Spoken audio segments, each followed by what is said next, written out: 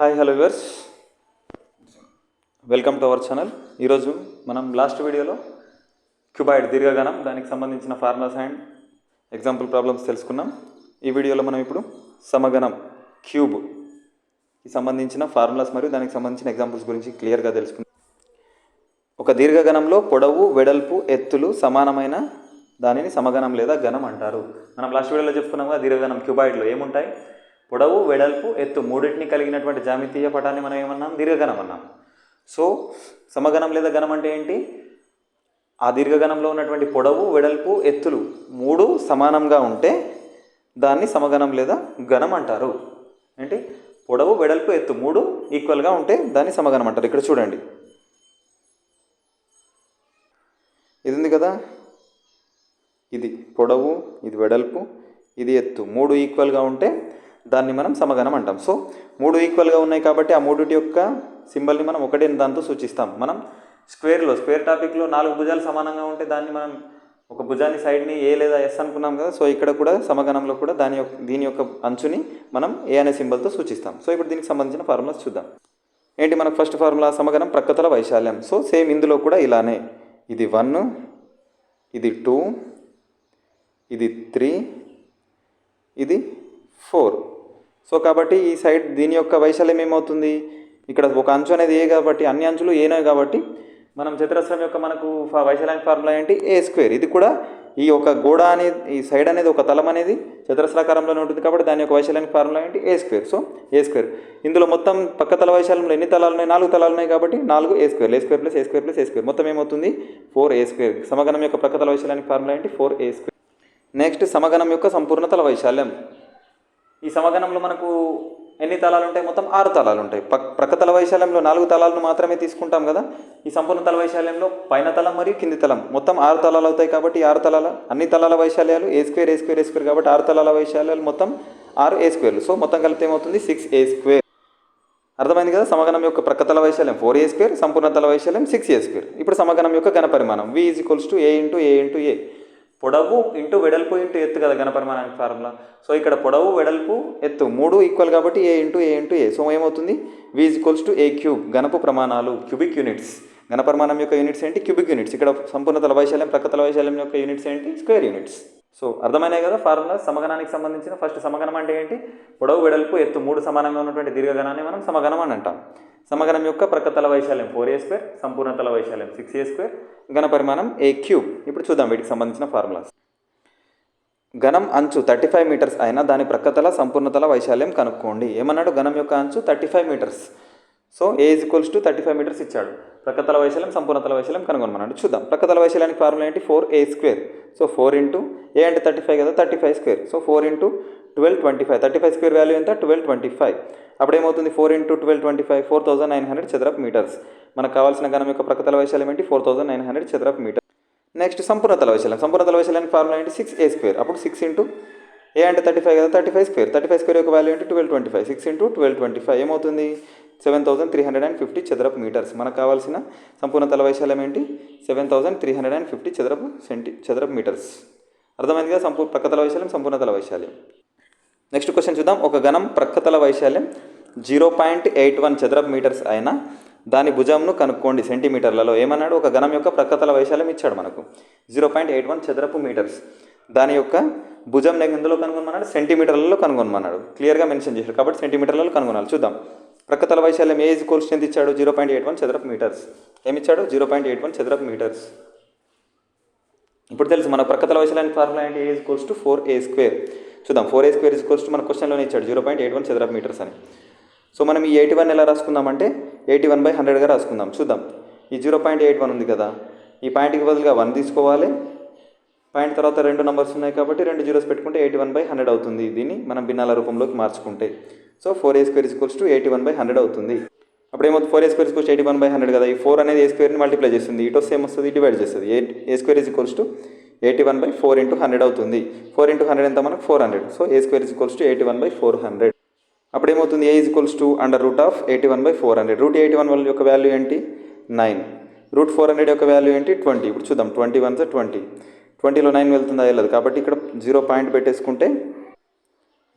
పెట్టేసుకుంటే 90 అవుతుంది, 24 80, 10 మిగులుతుంది, మళ్ళీ 0 పెట్టేసుకుంటే 100 అవుతుంది. So 25 100, A equals to 0.45 meters వచ్చింది. ఏమొచ్చింది? 0.45 మీటర్స్. కానీ మనకి ఎందులో అడిగాడు? సెంటీమీటర్లలో అడిగాడు. 0.45 మీటర్స్ కదా, ఒక మీటర్కి ఎన్ని centimeters? 100 centimeters. So into 100, 0.45 into 100 చేస్తే ఏమవుతుంది? 45 సెంటీమీటర్స్. మనకు కావాల్సిన ఆ సమగణం యొక్క అంచు ఏ ఈక్వల్స్ టు 45 సెంటీమీటర్స్. సో ఇప్పుడు నెక్స్ట్ ప్రాబ్లమ్ చూద్దాం. ఒక గణం సంపూర్ణతల వైశాల్యం 73.5 చదరపు మీటర్స్ అయినా దాని యొక్క అంచును కనుక్కోండి. ఏమన్నాడు? గణం యొక్క సంపూర్ణతల వైశాల్యం ఇచ్చాడు, ఏ ఈక్వల్స్ టు 73.5 చదరపు మీటర్స్. మనకి ఏమన్నాడు? అంచును కనుగొన్నాడు. సో మనకి ఏ ఈక్వల్స్ టు 6a² ఉంది కదా సంపూర్ణతల వైశాల్యానికి. ఇందులో ఏరియా ఏ వాల్యూ ఇచ్చాడు? వైశాల్యం యొక్క వాల్యూ ఇచ్చాడు మనకి. ఈ అంచు ఏ వాల్యూ కనుక్కోమన్నాడు. సో చాలా సింపుల్, 6a² ఈక్వల్స్ టు 73.5 చదరపు మీటర్స్. సో ఈ 6 అనేది ఏ స్క్వేర్ని మల్టిప్లై చేస్తుంది, ఇటు వస్తే డివైడ్ చేస్తుంది. ఏ స్క్వేర్ ఈజ్ ఈక్వల్స్ టు 73.5/6 వస్తుంది. సో దీన్ని ఇప్పుడు కొట్టేద్దాం. 6 1 6, 6 12 72 అవుతుంది. సో పాయింట్ పెట్టేసుకుంటే 1 మిగులుతుంది కదా, 15 అవుతుంది. పాయింట్ 15 అంటే 6 2 12, నెక్స్ట్ 3 మిగులుతుంది, 30 అవుతుంది. 6 5 30. మనకి ఎంత వస్తుంది? A square is equals to 12.25 వస్తుంది. ఏమొచ్చింది? A square is equals to 12.25. మనం ఏ స్క్వేర్ ఈక్వల్స్ టు 12.25ని ఏ స్క్వేర్ ఈక్వల్స్ టు 1225/100గా రాసుకోవచ్చు. ఎందుకంటే ఇక్కడ బైలో పాయింట్కి బదులుగా 1 పెట్టుకుంటాం. పాయింట్ తర్వాత 2 నెంబర్స్ ఉన్నాయి కాబట్టి 2 zeros, 1225/100. ఎందుకు ఇలా రాసుకున్నామనంటే మనం 12.25 యొక్క రూట్ వాల్యూ వర్గమూలం మనం కనుగొనడానికి అంటే చేయడానికి కొంచెం కష్టంగా అనిపిస్తుంది కాబట్టి ఈజీ మెథడ్లో ఉండడానికి నేను ఇలా రాశాను. నెక్స్ట్ చూద్దాం. ఏ స్క్వేర్ ఈక్వల్స్ టు 1225/100 అయింది కదా, ఏ ఈక్వల్స్ ఏమవుతుంది? √1225/100. అప్పుడు √1225 యొక్క వాల్యూ ఏమవుతుంది? 35 అవుతుంది.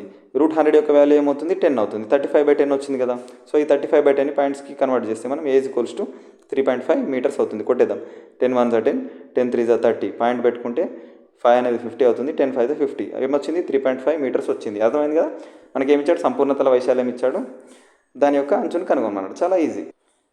ఒక గణం యొక్క అంచు 6 మీటర్స్ అయినా దాని ఘనపరిమాణం ఎంత? ఏమిచ్చాడు? ఒక గణం యొక్క అంచు ఏ వాల్యూ ఇచ్చాడు, మనకు ఘనపరిమాణం కనుగొన్నాడు. సమగణం లేదా గణం యొక్క ఘనపరిమాణం ఫార్ములా ఏంటి? v equals to a³ v equals to a value 6 కాబట్టి v ఈక్వల్స్ టు 6³ 6³ యొక్క వాల్యూ ఏంటి? 216. సో v ఈక్వల్స్ టు 216 ఘనపు మీటర్స్ లేదా మీటర్ క్యూబ్. చాలా ఈజీ. ఇంకో క్వశ్చన్ చూద్దాం. ఒక చతురస్రాకార లోహపు రేకు భుజం 24 సెంటీమీటర్స్. ఏంటి? ఒక చతురస్రాకారపు లోహపు రేకు భుజం 24 సెంటీమీటర్స్. చతురస్రం 4 మూలల నుండి 4 సెంటీమీటర్ల భుజం గల చతురస్రాలను కత్తిరించాడు. చతురస్రం 4 మూలల నుండి 4 సెంటీమీటర్ల భుజం గల చతురస్రాలను కత్తిరించిన మిగిలిన భాగంను పెట్టెగా తయారు చేసిరి. ఆయన ఆ పెట్టె ఘనపరిమాణం ఎంత? ఇక్కడ చూడండి ఏమన్నాడు. ఇక్కడ 24 సెంటీమీటర్ గల భుజం గల చతురస్రం. ఏంటి? 24 సెంటీమీటర్ భుజం గల చతురస్రం. 4 మూలలు ఎంత అన్నాడు? 4 సెంటీమీటర్స్ భుజం గల 4 చతురస్రాలను కత్తిరించినాం అన్నాడు. సో ఇక్కడ ఒక 4 పోయింది, ఇక్కడ ఒక 4 పోయింది. ఇక్కడ మొత్తం ఎంత? ఇది 24 ఇదేంటి? టోటల్ 24 కదా. 24 నుంచి ఇక్కడ ఒక 4 పోయింది, ఇక్కడ ఒక 4 పోయింది. 8 పోతే ఎంత మిగులుతుంది? 16 మిగులుతుంది. అంటే ఈ మధ్య గ్యాప్ ఎంత? 16 ఉంటుంది. ఇక్కడ 16 ఉంటుంది, ఇక్కడ 16 ఉంటుంది, ఇక్కడ 16 ఉంటుంది, అండ్ ఇక్కడ కూడా 16 ఉంటుంది. సో ఎందుకంటే ఈ 4ని ఇక్కడ మనం కత్తిరించామని చెప్పాడు కదా. సో కత్తిరించేస్తే ఎంత మిగులుతుంది? 16 మిగులుతుంది. 4 మూలలు ఎంత? 16 మిగిలింది. సో ఈ కత్తిరించిన భాగం ఏదైతే ఉంటుందో 4 మూలల్ని కత్తిరిస్తే మనకు అప్పుడు అది ఎలా వస్తుంది అంటే ఇలా వస్తుంది. మనకు చూడండి ఇలా వస్తుంది కదా. ఈ భాగాన్ని మరియు ఈ భాగాన్ని ఈ 4 భాగాల్ని పైనకి ఫోల్డ్ చేస్తే అది మనకు బాక్స్ రూపంలో ఇలా ఒక బాక్స్ రూపంలో వస్తుంది. మనకి ఇక్కడ పైన ఇది 2D ఆబ్జెక్టే కదా, 3Dలో కనబడదు కాబట్టి ఇక్కడ పైన ఇక్కడ 4 సెంటీమీటర్స్ హైట్ గల మనకి బాక్స్ రూపంలో వస్తుంది. సో ఇప్పుడు దాని యొక్క ఘనపరిమాణం కనుగొనమన్నాడు. ఇక్కడ ఇదేంటి? ఇది 16 సెంటీమీటర్స్, ఇది 16 సెంటీమీటర్స్ అవుతుంది, ఇది 16 సెంటీమీటర్స్. అంటే LBHలో L 16 సెంటీమీటర్స్ అవుతుంది, B 16 సెంటీమీటర్స్ అవుతుంది. మనం 4 సెంటీమీటర్స్ని పైనకి ఫోల్డ్ చేసాం కదా. ఈ 4 ఉన్నాయి కదా, ఈ 4ని మనం పైనకి ఫోల్డ్ చేస్తే అప్పుడు హైట్ ఏమవుతుంది? 4 సెంటీమీటర్స్ అవుతుంది. సో మన ఘనపరిమాణం కనుగొనమన్నాడు. ఘనపరిమాణంలో V ఈక్వల్స్ టు LBH కదా, LBH. ఇక్కడ L ఏమైంది? 16, B 16 అయింది. సో మనకి H ఈ ఆబ్జెక్ట్ని మనం పైనకి ఫోల్డ్ చేస్తున్నాం కాబట్టి ఫోల్డ్ చేసినప్పుడు బాక్స్ రూపంలో వస్తుంది కాబట్టి ఇది ఎంత? ఈ డిస్టెన్స్ 4 మీటర్సే కదా. సో 4 సెంటీమీటర్స్ కాబట్టి హైట్ 4 సెంటీమీటర్స్ అవుతుంది. చూద్దాం. L equals to 16 centimeters, B equals to 16 centimeters, H equals to 4 centimeters. చూద్దాం.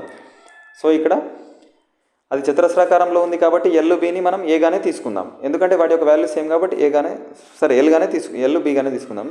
సో ఏజ్ ఈక్వల్స్ టు 24 కదా, 24లో నుంచి ఇక్కడ 4 తీసేస్తే 8 తీసేస్తే ఏమొస్తుంది 16 సెంటీమీటర్స్. అప్పుడు ఎల్ 16 సెంటీమీటర్స్, బి 16 సెంటీమీటర్స్, పైనకి 4 ఫోల్డ్ చేస్తున్నాం కాబట్టి H equals to 4 centimetres, V equals to LBH కదా. So V equals to 16 × 16 × 4.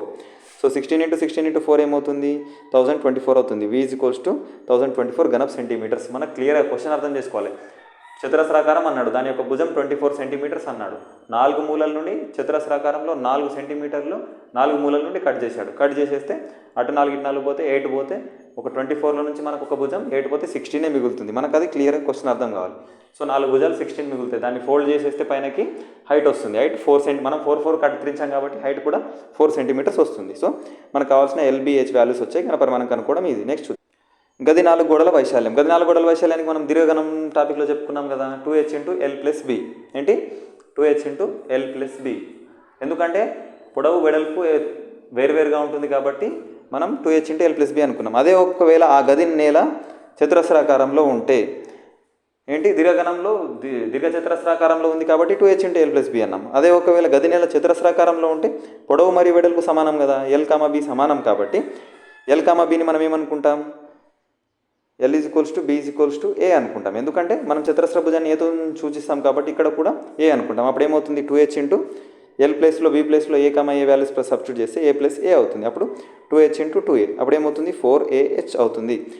ఒక గది నేల అనేది చతురస్రాకారంలో ఉంటే ఆ గది 4 గోడల వైశాల్యానికి ఫార్ములా ఏంటి 4AH. ఇప్పుడు దీంతో ఒక ప్రాబ్లం చూద్దాం. గది నేల చతురస్రాకారంలో ఉంది. A = 5 మీటర్స్, H = 12 మీటర్స్ అయినా గది 4 గోడల వైశాల్యం ఎంత? ఏమిచ్చాడు? ఏ భుజం అనేది 5 మీటర్స్ ఇచ్చాడు, హైట్ ఎత్తు అనేది 12 మీటర్స్ ఇచ్చాడు. అప్పుడు గది 4 గోడల వైశాల్యానికి ఫార్ములా ఏంటి A = 4AH. A = 4 × 5 × 12. 4 × 5 × 12 ఏమవుతుంది 240 చదరపు మీటర్స్. ఆ గది నేల చతురస్రాకారంలో ఉంటే ఆ గది యొక్క 4 గోడల వైశాల్యం ఎంత 240 చదరపు మీటర్స్. అర్థమైంది కదా. ఏ వాల్యూ ఇచ్చాడు, H వాల్యూ ఇచ్చాడు, ఫార్ములాలో సబ్స్టిట్యూట్ చేసాం అంతే, చాలా ఈజీ. ఇంకో క్వశ్చన్ చూద్దాం. గది పొడవు 10 మీటర్స్, వెడల్పు 8 మీటర్స్, ఎత్తు 4 మీటర్స్ అయినా ఒక చదరపు మీటర్కు సున్నం వేయడానికి 25 రూపాయల ఖర్చు అయినా గది 4 గోడలకు సున్నం వేయడానికి ఖర్చు ఎంత? ఏమన్నాడు? ఒక గది పొడవు ఇచ్చాడు, వెడల్పు ఇచ్చాడు, ఎత్తు ఇచ్చాడు. సో ఆ గది 4 గోడలకి సున్నం వేయడానికి ఒక చదరపు మీటర్కి ఎంత ఖర్చు అవుతుంది అన్నాడు? 25 రూపీస్ ఖర్చు అవుతుంది అన్నాడు. సో మొత్తం సున్నం వేయడానికి ఎంత ఖర్చు అవుతుంది? సో ఇప్పుడు ఇది ఉంది కదా, ఈ గది 4 గోడలకి ఈ 1 ఇటు సైడ్ ఉంది 2, ఇది 3. సో ఇది ఒక దీర్ఘగణం కదా. సో దీని యొక్క లెంత్, హైట్, బ్రెడ్త్ మనకి ఇచ్చాడు. సో ఈ పక్కనే ఉండే 4 గోడలు ఉన్నాయి కదా, వీటికి మనం సున్నం వేయడానికి ఎంత ఖర్చు అవుతుందని అడిగాడు. చూద్దాం ఇప్పుడు. సో మనకి L ఇచ్చాడు, B ఇచ్చాడు, H ఇచ్చాడు. గది 4 గోడల వైశాల్యానికి ఫార్ములా ఏంటి 2h × l + b. అప్పుడు ఏమవుతుంది 2 × 4 × 10 + 8. 10 + 8 అంతే 18. 2 × 4 అంటే 8. 8 × 18. సో A = 144 చదరపు మీటర్స్. మనకు ఇచ్చిన కొలతలతో ఇచ్చిన ఆ గది 4 గోడల వైశాల్యం ఎంత? 144 చదరపు మీటర్స్. సో ఇప్పుడు ఏమన్నాడు? ఒక చదరపు మీటర్కు 25 రూపీస్ ఖర్చు అవుతుంది అన్నాడు. చూద్దాం. ఒక చదరపు మీటర్కు 25 రూపీస్ ఖర్చు అయితే 144 చదరపు మీటర్స్కి ఎంత ఖర్చు అవుతుంది? 144 × 25 3600 రూపీస్. అంటే ఆ గదికి 4 గోడలకి సున్నం వేయడానికి అయ్యే ఖర్చు 3600 రూపీస్. అర్థమైంది కదా, చాలా క్లియర్. ఏముంది, మనకి ఇచ్చిన వాల్యూస్తో గది 4 గోడల వైశాల్యాన్ని కనుగొన్నాం. ఒక చదరపు మీటర్కి ఒక క్వశ్చన్లోనే ఇచ్చాడు వాల్యూ. సో మనకు వచ్చిన వైశాల్యం ఎంత? 144 చదరపు మీటర్స్. 144 చదరపు మీటర్స్కి ఎంత అవుతుందో అంత క్లియర్గా చేసేసాం. ఇప్పుడు చూద్దాం. ఇప్పుడు చూడండి, చుట్టుకొలత P అయితే గది 4 గోడల వైశాల్యం ఏంటి? చుట్టుకొలత P అయితే గది 4 గోడల వైశాల్యం. A = మనకి గది నేల చతురస్రాకారంలో ఉంటే మనకి A గది 4 గోడల వైశాల్యానికి ఫార్ములా తెలుసు కదా, A = 4AH అని. మనకు చతురస్రం యొక్క చుట్టుకొలతకు ఫార్ములా ఏంటి? P = 4A కదా. సో ఈ 4A ప్లేస్లో మనం P = 4A కదా, 4A ప్లేస్లో Pని సబ్స్టిట్యూట్ చేస్తే A = PH. అంటే మనకి A = PH ఉంది. ఇప్పుడు మనకు ఒక గది నేల చతురస్రాకారంలో ఉంది. ఆ గది చుట్టుకొలత P మరియు ఎత్తు P ఇచ్చి హైట్ ఎత్తు ఇస్తే మనకు ఆ గది 4 గోడల వైశాల్యం కనుగొనమంటే మనం ఈ ఫార్ములాలో సబ్స్టిట్యూట్ చేయాలి. ఏంటి? చతురస్రాకారం నేల కలిగిన గది యొక్క చుట్టుకొలత ఇచ్చాడు మరియు హైట్ ఇచ్చాడు. మనకు ఏమన్నాడు? 4 గోడల వైశాల్యం కనుగొనమంటే ఈ A = PH ఫార్ములాలో సబ్స్టిట్యూట్ చేస్తే మనకు కావాల్సిన ఆన్సర్ వస్తుంది. అక్కడ 4AH అంటే ఏ వాల్యూనే ఇవ్వాల్సిన అవసరం లేదు. మనకు ఏ వాల్యూ ఇవ్వకుండా చుట్టుకొలత P వాల్యూ ఇచ్చి కూడా మనకు కనుగొనమనొచ్చు. లేదా హైట్ ఇచ్చిండు, నెక్స్ట్ గది 4 గోడల వైశాల్యం హే ఇచ్చాడు, మనకి ఆ గది దాని యొక్క నేల యొక్క చుట్టుకొలత అడిగాడు. అప్పుడు ఏం చేయాలి? పి. అర్థమైందా? పి కనుక్కోవాలంటే ఏ ఈక్వల్స్ టు పిహెచ్లో ఏ మరియు హెచ్ వాల్యూ సబ్స్టిట్యూట్ చేస్తే మనకు కావాల్సిన పి వాల్యూ వస్తుంది. అర్థమైందా? ఏం లేదండి, అన్ని వాల్యూస్ ఇస్తాడు, ఒక వాల్యూ అడుగుతాడు, అది ఏ ఫార్ములాని మనం ఎలా యూజ్ చేయాలనేది మనకు తెలవాలి అంతే. ఇందాక ఒక గది నేల చతురస్రాకారంలో ఉంటే, ఇప్పుడు అదే ఒకవేళ ఆ గది నేల దీర్ఘ చతురస్రాకారంలో ఉంటే మన గది 4 గోడల వైశాల్యం ఏంటి? 2h into L plus B కదా, ఏ ఈజ్ ఈక్వల్స్ టు. సో ఈ హెచ్ అనేది ఇటు లాస్ట్కి రాసుకొని 2 ఇంటూ ఎల్ ప్లస్ బి. మనకు తెలుసు కదా దీర్ఘ చతురస్రం యొక్క చుట్టుకొలత formula 2 into L plus B is equals to P అని చెప్పేసి. సో ఈ 2 ఇంటూ ఎల్ ప్లస్ బిలో మనం పి వాల్యూని పిని సబ్స్టిట్యూట్ చేస్తే A is equals to pH.